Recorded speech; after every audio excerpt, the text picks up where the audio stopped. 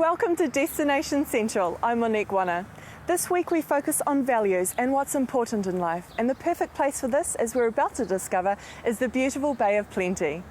Our businesses this week will each have something unique to offer, so let's go check them out. We're here in Katikati at the beautiful Homewood Gardens, and here to tell us more about this wonderful estate and wedding venue is Malinka. So Malinka, just how old is the estate? The house was built in 1876, so it was part of the Ulsterman settlement in Katikati. So we've done some major renovations, added on a huge formal lounge and dining room and extended the deck so that we have more outdoor living area. But you know, the house is settled amongst all these beautiful trees and a substantial avocado orchard. It's absolutely stunning here. So it's definitely a work in progress, is it? Yeah, very much so. We're almost at the end of the garden development, I feel, but really we just want to enjoy it now and just keep it up. And how do you maintain something like this? Lots of hard work. But I do enjoy being in the gardens, so I don't really find it work. It's quite pleasurable. That's the key, I suppose, is to really enjoy what you do. Definitely. And what exactly do you offer here? Really, the garden is suitable for a marquee wedding. We have beautiful gardens for photography, plenty of options for the ceremony, and a massive lawn, as you've seen, for a marquee of any size, really. We cater for large weddings and small weddings. How many people do you cater for? Well, so far the biggest wedding we've had here was 160. Wow. But we've had concerts, Katikati summer concerts here, and had a couple of thousand people out on that front lawn without any problem at all. How much area does Homewood Gardens cover? The main property is 22 hectares, but the house sits on a 5.8 hectare lot. And that's really the avocados, the gardens, and where the house and the cottage. We've got a 3-bedroom cottage here as well. And that's available for wedding accommodation or as a B&B. Now you also have a floristry business. Yes. My passion really is flowers, so my business is Malinka for Flowers, and with larger weddings, my friend Barb Hawken and I do weddings together. She's a brilliant florist as well, and we really love working with flowers. It's a big passion of ours. So you're very much a one-stop shop then? Yes, definitely. And how can people get in contact with you?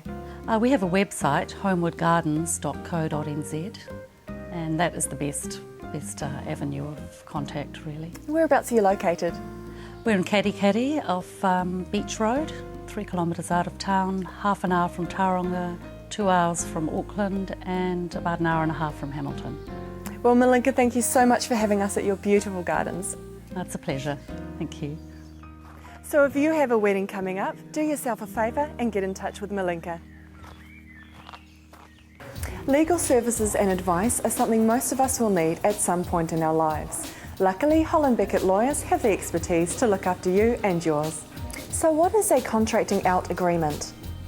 A contracting out agreement is an agreement contracting out of the Property Relationships Act, which is the act that deals with the ownership of property between couples or spouses. It's also known as a prenuptial agreement, is a type of contracting out agreement, if you like. It's an agreement that can be entered into at any time during a relationship, right at the beginning, or before people get married, or later on in a relationship. And who needs a contracting out agreement? There's all sorts of different situations in which contracting out agreements can be useful. Really, it's for anyone who wants to protect a particular item or items of their property as their own, as opposed to sharing it with their partner or spouse. One of the most common situations in which people enter into contracting out agreements are when they're in perhaps a second relationship and they might have children with a previous partner. People in those circumstances sometimes like to be able to leave their assets to their children as opposed to their new partner. Often it's important that people in those circumstances have this contracting out agreement to be clear about what is theirs versus what is their new partner's, and then they're able to leave what is theirs to their children as opposed to their partner. That's just one situation in which a contracting out agreement can be used, but certainly there are other circumstances where one partner simply wants to, say, protect a higher contribution to the home that they're purchasing, rather than have that divided equally between the two partners. People often have trusts and think that a trust can act in place of a contracting out agreement and will protect their assets, but that's not always the case. So sometimes even people with trusts might need an agreement. So what happens if you don't have one of these agreements? If people don't have an agreement, then what happens is property is divided if they separate in accordance with the Property Relationships Act. Now that Act has all sorts of rules, but one of the main rules is that relationship property is generally divided equally if people have been together in a relationship for 3 years or more. So relationship property includes things like the family home, which is the home that they lived in together before they separated, and family chattels, which can include furniture, appliances, family cars, those sorts of things. So the presumption is those will be divided equally unless there is a contracting out agreement saying something different. And what do you need to do to enter into a contracting agreement? There are some really formal and strict requirements to make a contracting out agreement binding. The first thing that people need to do is go and see a lawyer. They must each receive independent legal advice. So one partner or spouse needs to go and see one lawyer, and the other partner or spouse needs to see a lawyer from a different firm. Once they've received that advice, then they can have an agreement drawn up and ensure that they're happy with it. They can then sign that agreement, and their lawyer must also sign. So the agreement must be in writing, signed by the parties and their lawyers for it to be binding, otherwise it's not. And what about de facto relationships? Yes, so contracting out agreements can cover people in both de facto relationships and people who are married or in a civil union. A de facto relationship, people don't, strictly speaking, necessarily have to be living together to fall within that definition. It's quite a potentially broad definition, so if people think there's even a possibility that they may be in a de facto relationship, they should definitely talk to a lawyer about that. Well, thank you so much for your time, Claire. Not a problem, thank you. So if you need help on contracting agreements or general legal advice, be sure to contact Holland Beckett Lawyers.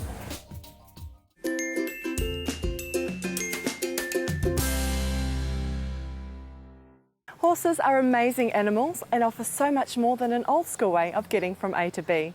We're here at Horses for Fun to find out why they believe horses are so special. So Mariana, tell us, why horses? Horses have got a really therapeutic way of dealing with people. I mean, it calms them, it calms me, and I just love them so much. They give so much back. They give so much love back. And yeah, I've been riding since I was 12, so I mean, I love it. And what do you offer here at Horses for Fun? We give them options of an hour or an hour and a half, 2 hours to 3 hours to all day. And all days including a lunch, packed lunch, and a hot swim in the Sapphire Springs. And we ride over 460 acres, so it's quite a lot of land. Wow. And tell us about pony parties. What a fantastic idea. Yes, it's just turned out to be a real success. It wasn't really part of the original plan, but people just wanted it, and they rang me up about it, and I thought, I suppose I could try. And so I brought the 2 ponies to wherever the party was held. And those two just really great. They just don't mind the kids screaming and and balloons, and they just love it. And we take them there. Yeah. Oh yeah, they just really, you can stand up on them and what have you. And you even allow doodling on the ponies. Do they mind this? Yeah, the white one and that one, they've been painted with face paint, and face paint just, she comes up perfectly with all the colours, and the kids stand right around it. I teach them safety first, but these ponies will just get a beautiful paint and makeover, and the kids love it. And fantastic memories. Yeah, and of course they get to ride them as well.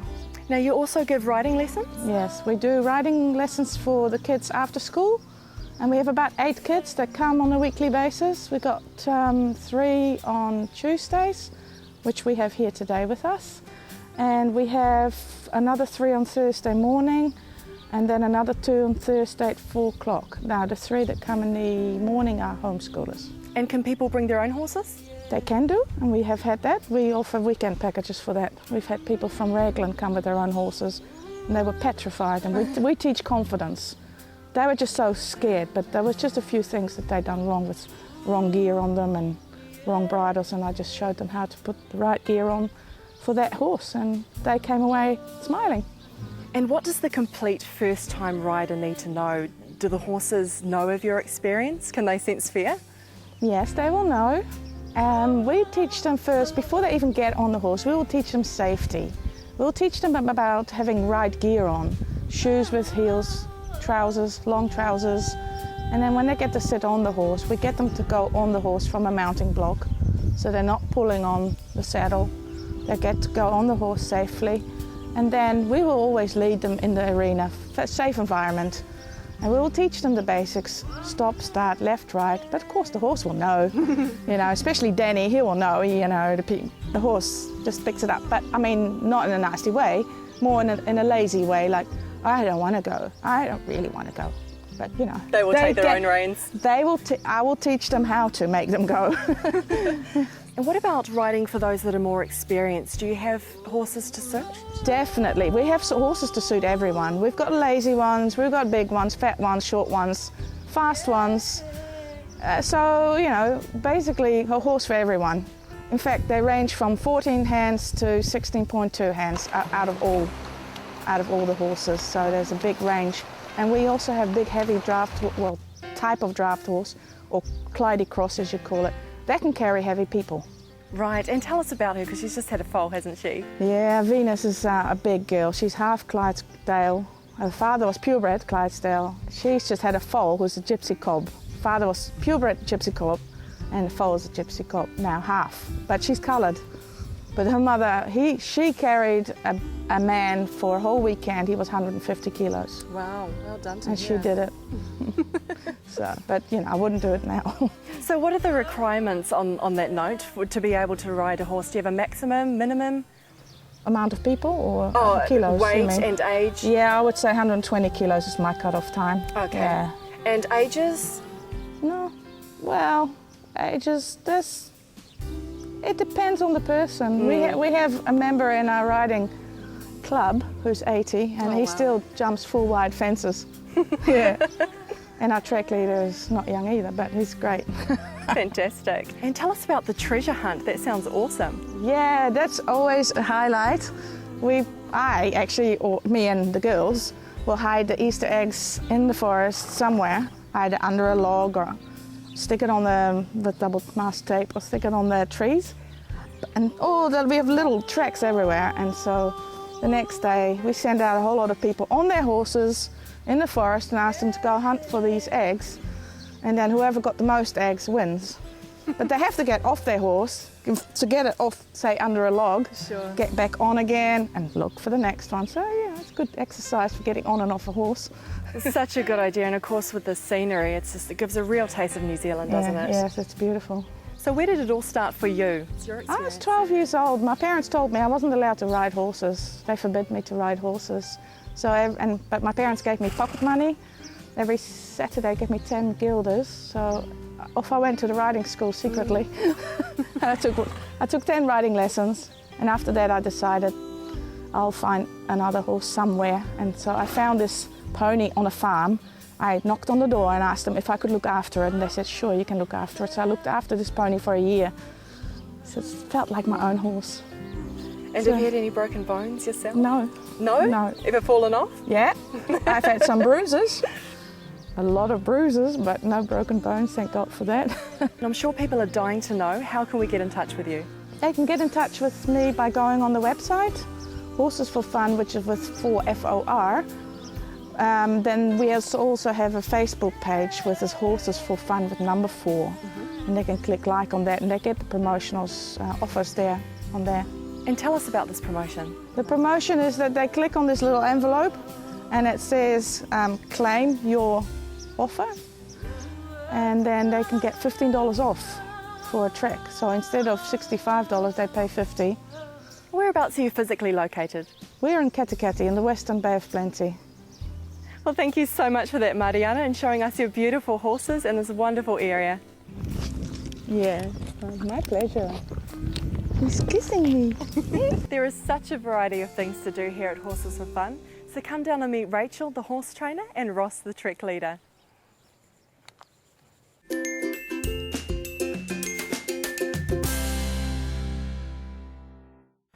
Where you live in life is so important, and there's a huge difference between a house and a home.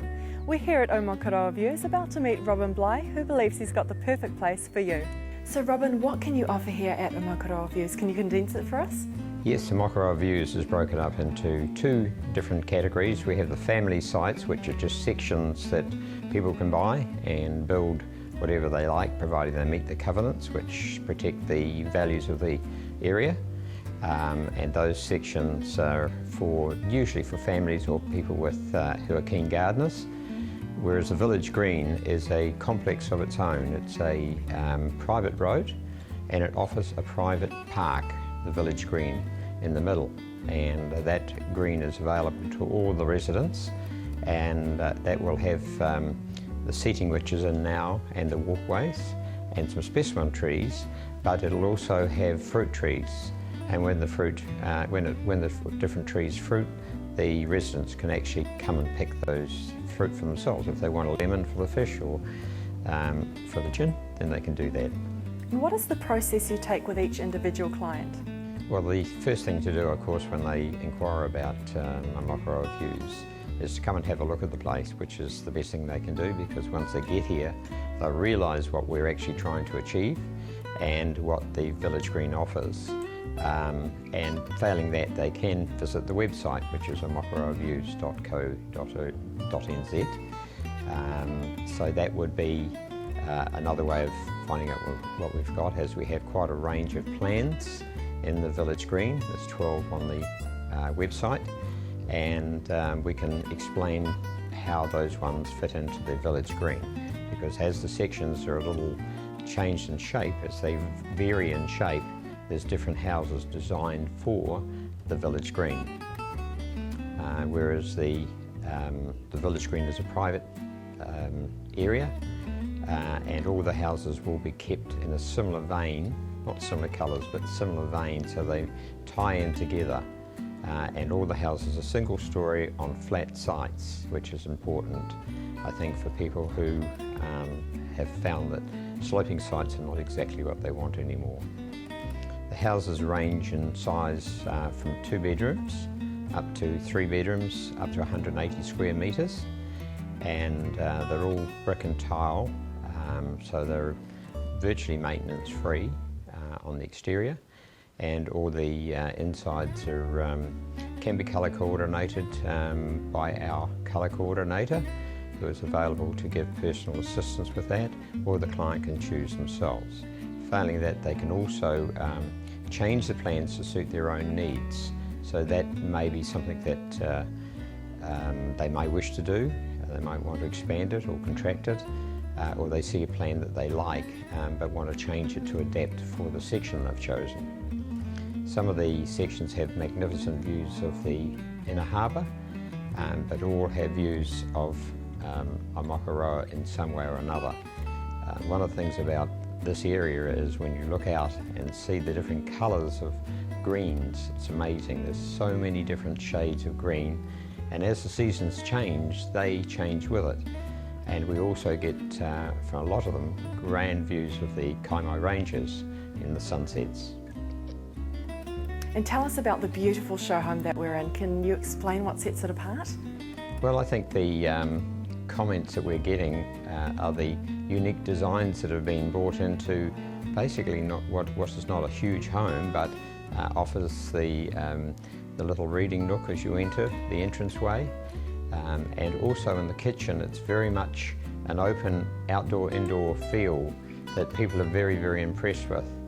And most people think it's bigger than what it actually is in size. So the 180 square metres feels bigger than that, and that's a lot to do with the designer who has put some real thought into the show home and all the homes that he's designed for the village green. And people can get ideas off other houses and incorporate them, but this one here, the comments we're getting are excellent, and it's well worth coming to see them. And how can people get in contact with you? Now they can either go on the website, once again I'll say www.omokoroaviews.co.nz, and follow the website and email me, or they can find my phone number on there as well. That is 0274 578899 for my mobile, or 07 575 65 65, and we'd love to see them. Well, thank you, Robin, so much for your time. You're most welcome. So if you're in the market for a new place to live, be sure to get in touch with Robin. He's open Monday, Wednesday, Fridays and Sundays from 11 till 3 p.m. What you do in your spare time will impact other areas of your life, and it's important to find something that suits you and your lifestyle.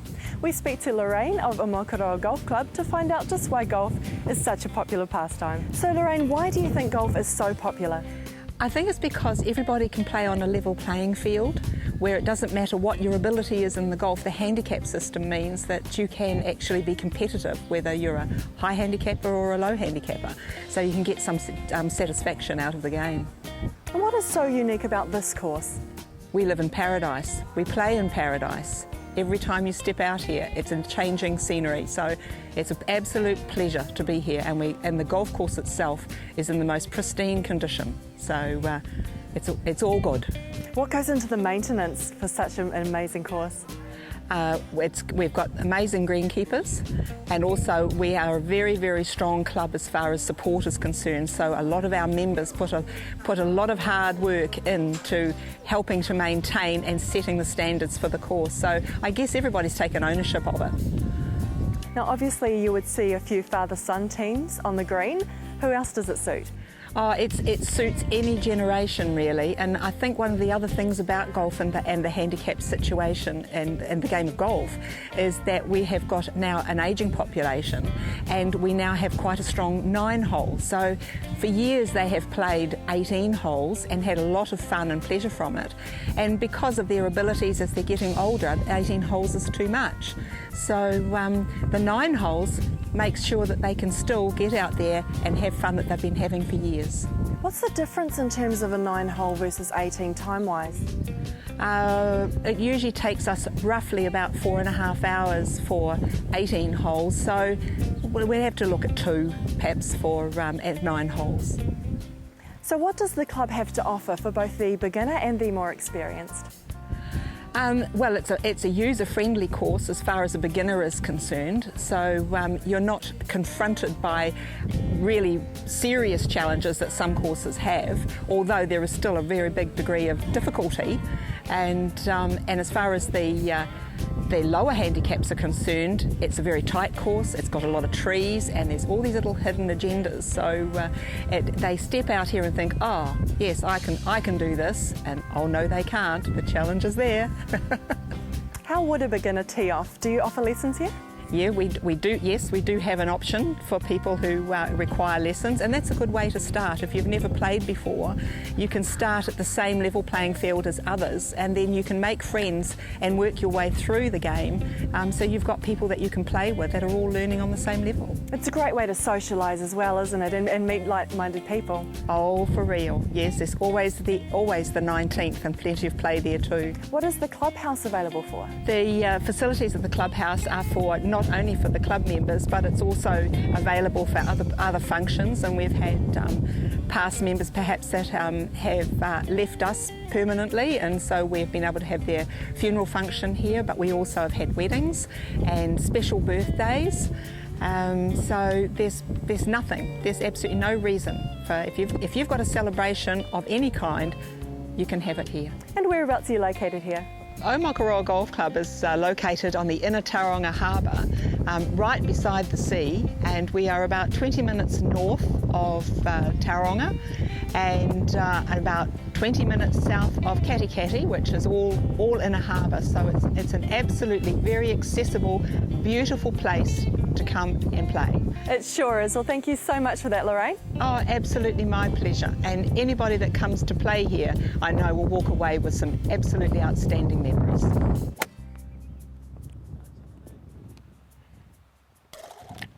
So what better place to tee off than Omokoroa Golf Club in all its glory? Hopefully you've learned some ways to add value to your life, so why not take your nearest and dearest and head to the Bay of Plenty for the day. Visit the businesses that we've seen here today, and when you do, be sure to tell them that you saw them on Destination Central. Thanks for watching, and we'll see you next time.